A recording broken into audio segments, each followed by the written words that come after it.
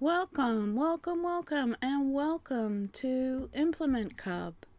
This is Jane Gardner, and welcome to Build Your Business in 52 Weeks. This is week 30, and we're going to be talking about community. Yay, community! Yes, we're talking about community today on Build Your Business.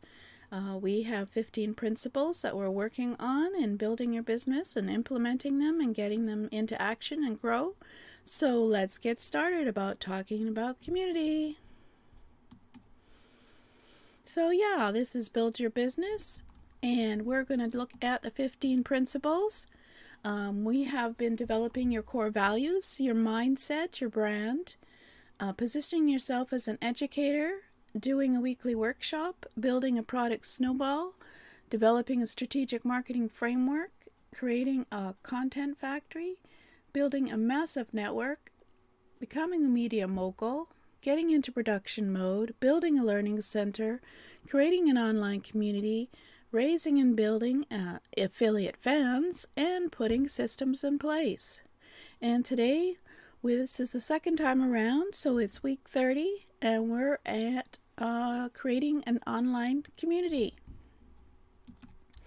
So just so you know, what are your goals for your community, your online community?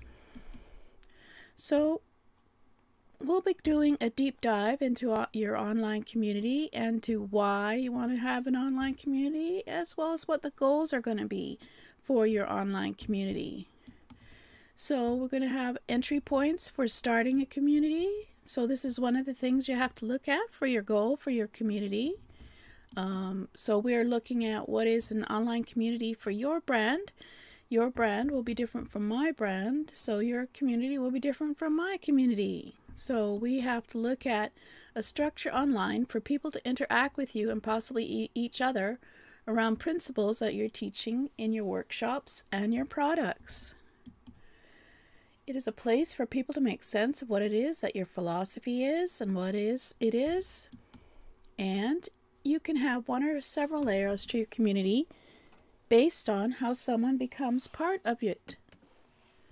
So last time when we were talking about community, we looked at some of the online platforms, but today we're going to be looking at different entry points for you to build a community for your customers, your prospects, and your fans. So before we decide on where or who or what platform to use, we have to decide on what the community will be about. And that depends on the entry point into your community. Will you have the entry point around a single product? For example, I am in a community about Facebook ads, and I entered that community by taking a course by that person on Facebook ads. Will you have the entry point to be around a set of products? So are you going to have, as we mentioned before, a learning center that is going to be a monthly recurring learning center? And will that be the entry point for anyone, whether it's a prospect, a client, or a fan coming in and into your community with your learning center? Will you have the entry point to be around a practice? So as I mentioned before, Facebook ads, I'm in a platform for Facebook ads, and that was my entry point by going through a course on Facebook ads. At the same time, I'm in another community which is all about a certain software and learning about that software, getting questions answered about that software, etc. What kind of community are you going to have? Will you have the entry point to be around a continuity product? So, for example, as I mentioned, the software, if you have a software platform that you're paying monthly for, you will have questions about it. So you're going to be in a community about that software product. Well, of course, in this business model. You're going to be having weekly workshops. You're going to be having products that you offer weekly or monthly. These can all be entry points into your community. You just have to decide which one is going to be the entry point into your community. And as well, there's the Learning Center. Will that be the reason you will give a person access to a community that is private, that is available for them to ask questions and answer other people's questions, etc.? Will you have one community with several layers? So if you're going to be having prospects, clients, if you're going to have people who buy one product who need questions answered, or or they're in the Learning Center, there's another level for you, or if they're in your coaching, there's another level. Are you going to have several levels in your community? So these are all questions you need to answer about your community. And then we're going to have to ask how you're going to balance the monetization of the community. So you have to be mindful around whether a community will be worth your time to maintain. As an information marketer, you will need to make sure that your activity is at some level to support sales, so the community would be a good place for answering support questions. If not, you can easily have an active community that takes time away from your monetizable activities, like making products or doing the weekly workshop or building the Learning Center. So you have to ask about the balance between the value of the community versus the activities inside. It is more difficult to retract activity based on free access than it is to retract it based on paid access. With paid access, you have a certain responsibility to provide value. This should dictate how you create your entry point into your community platform. If you make your community a selling feature, how will it lead to future monetization? Well, that's a simple question. If you have a community that is something that you sell as access, when you buy a certain learning center on a monthly basis, then you will always be able to sell to those people in the community because they will be on your email list. So these are all questions you need to ask about your entry into your community and whether or not you need to define it. Well, you do need to define it before you start because you can't change your mind halfway through. So adding people to the community. If possible, you want to auto-add people to your community if you're providing paid access. So if a person buys the Learning Center, then they also get access to the community at the same time, for example. This would mean that if you're providing continuity-based access, you will need to set it up to automatically remove people that are no longer part of your community. So if you have a Learning Center that is monthly payment, and as part of the bonus for being in the Learning Center is they can be in the community, well, if they stop paying for their Learning Center, then you have to have some way to also remove them from your community if that's a requirement for being in the community, for example. So you have to consider all these things before you set up the community or the Learning Center. You can do this through applications such as Zapier and Integrately in terms of removing or adding people to your community when they buy a certain entry-level product or entry-level platform like your Learning Center. This will impact where you choose to build your community. But if you choose to use a social media platform, make sure to remove individuals when they no longer have paid access, because these will be people that you have to maintain and answer their questions when they are not really part of the community. You want to have a paid community, then you have to be able to remove people who do not pay. Start auto-adding at the very beginning of building your community. One of the ways that you can sell it from the start would be to have it as a bonus, of course, for a Learning Center, Or for the founders of the community, you could have a distinct coupon or a lower rate for those who are founders to start off, and then you increase the price as you go. Regardless of whether you allow others to do so in your community, set up your sales messaging from the start for your community. It is easier to start with this than it is to start doing it when you haven't been doing it. So remember, you have to think about your community and its goals, its entry points, whether or not you auto add or auto delete, what kind of pricing you have, etc. You need it even before you start making the community available to others to join. You can set up specific sales posts that are available, or sales pages for the community that include, for example, one for the Learning Center. A sales page for the Learning Center could have the community as a bonus on the sales page, or you could have a separate sales page just for the community so that people could join even if they aren't in the Learning Center. So they could be physically, they could be added manually, or well, not auto-added obviously to the community, even though they aren't in the Learning Center. It depends on what your priorities are and your goals are for your community.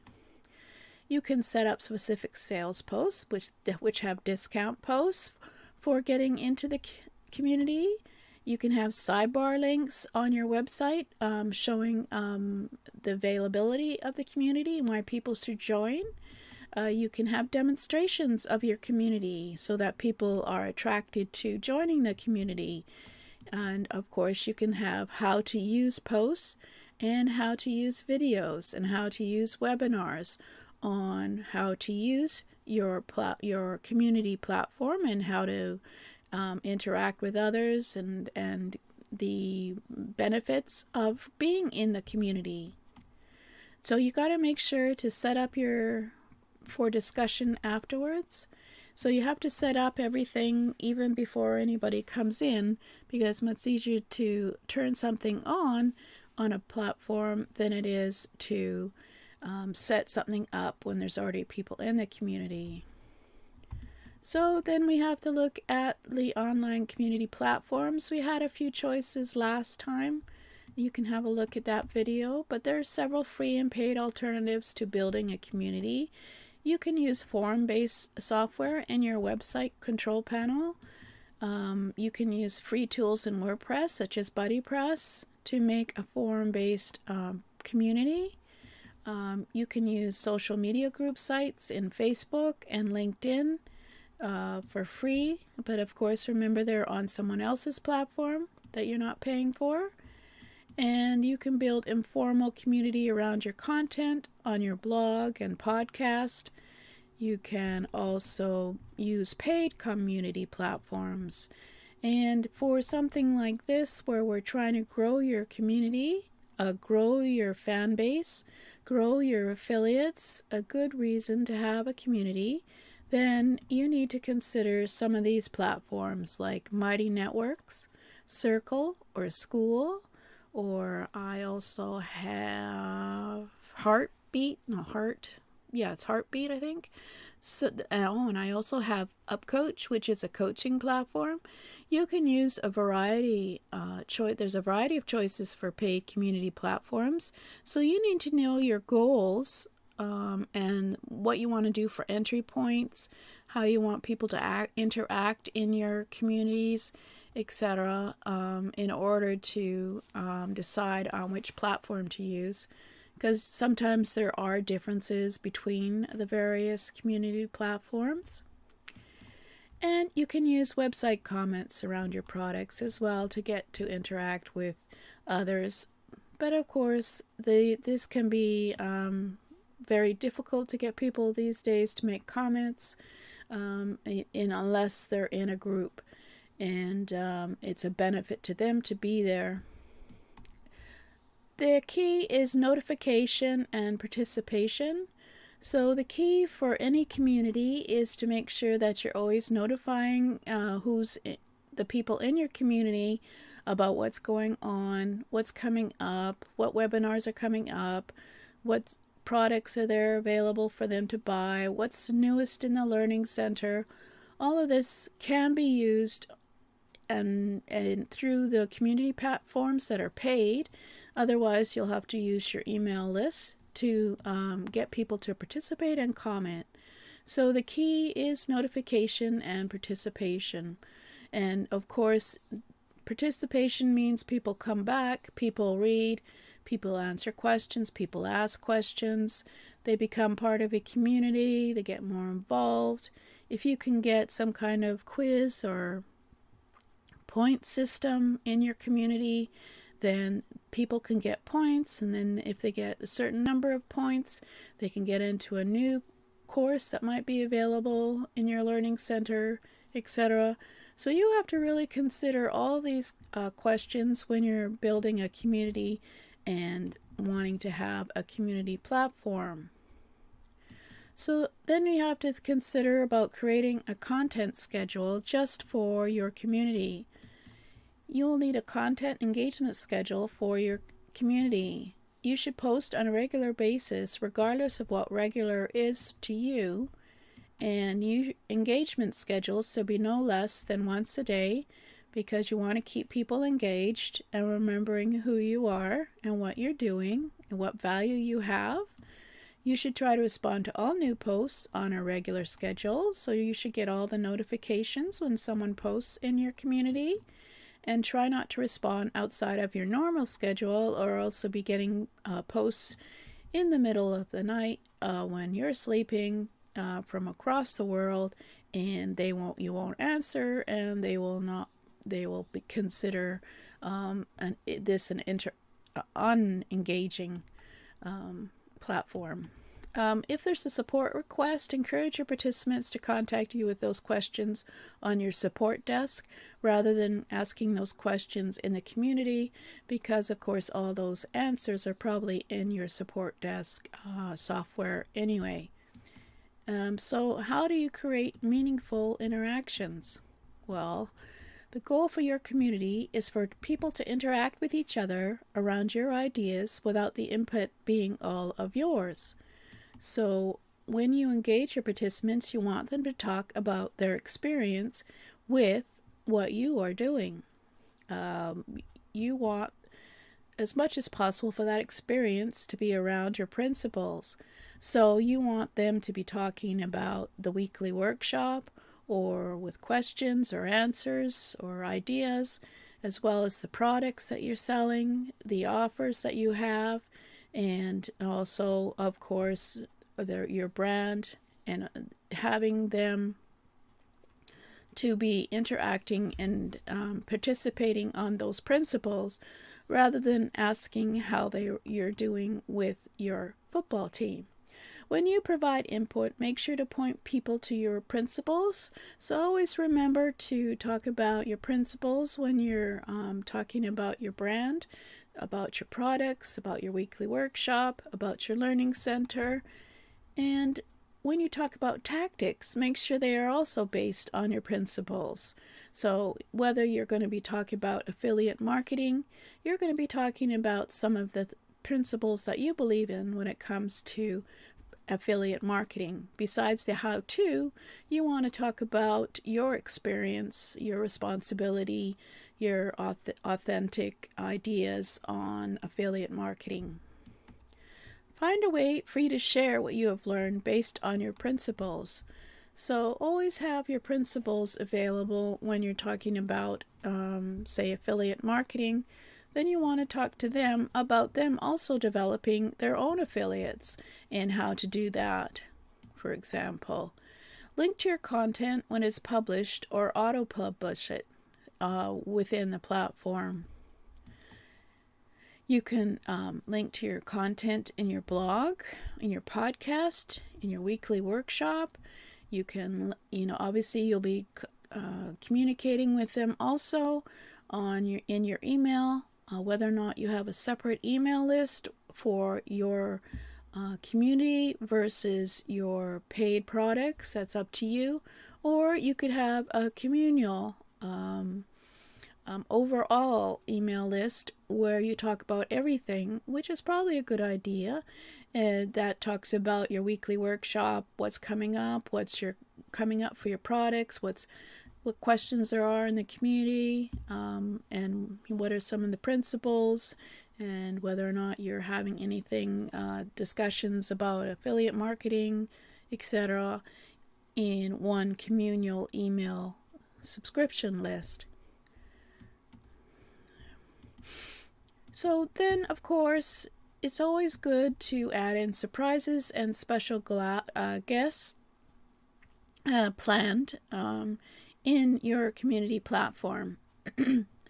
Your reason for your community is for it to be a gathering place for your clients, your customers, your prospects, maybe, who to talk about what's coming up and having a reason to come back. And you can do, say, webinars in there with free trainings on this or that, as well as special guests who are more experienced in a topic coming at a certain day, certain time, so that your members of your community come back and are willing to either be live, asking questions of your special guests, or looking at the replay. When possible, make your community special by having guests appear exclusively on your platform. And of course, you want to make exclusive discounts and exclusive premiums from your guest available to your community, so that people are interested to learn and what value there is from having your guest. And you want to offer referral-based discounts and premiums. So you want to also discuss with your special guests whether they'd be willing to give a referral discount to someone who sends other people to that person's platform, and premiums as well. You can give obviously exclusive discounts and premiums and referral-based discounts and premiums to your members when they send other people to your community. So you, of course, have to set that all up in your platform beforehand, because it's all about growing your community. So you look for ways also, as I mentioned, to gamify your interactions in your community. There is certainly the paid community platforms will have ways for you to give people points to when they either ask a question, or when they interact, or they bring someone in new to the membership, the community. You give them points, and they get surprises, or they get discounts, or they get new courses given to them free, that kind of thing. It depends on you. So you can also have badges in some software. You can have participation interaction points. You can have contests in your community on a regular basis to find, people who refer the most people into the community can win, or you have a leaderboard, that kind of thing. So you could incorporate viral contests and software with your community to get more member involvement. So as I mentioned, you can use UpViral or other referral software. Some of the platforms already have something similar that will give your members points depending on how many people join that they refer your platform to. So the goal is for your community is to be a structure online for people to interact with you and possibly each other around principles that you're teaching in your workshop and your products. Before we decide on where and who, we need to decide on what the community will be all about. So we need to make our goals and our ideas about our community available before we even start building together the community platform in order to be able to choose which platform you want to use. So you have to be mindful around whether a community will be worth your time to maintain, And as an information marketer, you'll need to make sure that your activity at some level supports sales. And if you make your community a selling feature, how will it lead to future monetization is a question you have to consider. So the goal for your community is for people to interact with each other around your ideas without the input being all of yours. And the goal also for your community is, of course, for it to be a place that people know what's happening, what's coming up, what weekly workshops are coming up, what products are coming up, what are you adding to your learning center. This community should be separate from your learning center, but it could be a bonus for your that you get when you join the learning center. You have to make all of these goals, decisions about your community and how you're going to set it up, and before you actually even open a community. Because the whole purpose, of course, is for the community to help to grow your community, to grow your audience, to grow your clients, to grow your prospects by being a place for people to gather and to people to refer others to come into the community as well as to come to the weekly workshops, etc. You're always growing your business. And so it is part of the 15 principles because it is an important part, because your online community will be the place where people can interact, where you can get your relationships together with others in your community, and you can build your affiliates in your community, as well as you can get your affiliate fans from your community, and of course change a visitor to a prospect, and then a client, and then possibly a coaching client in the future. So it is an important part of the business to build it, and next time we're going to be talking about building your affiliate fans.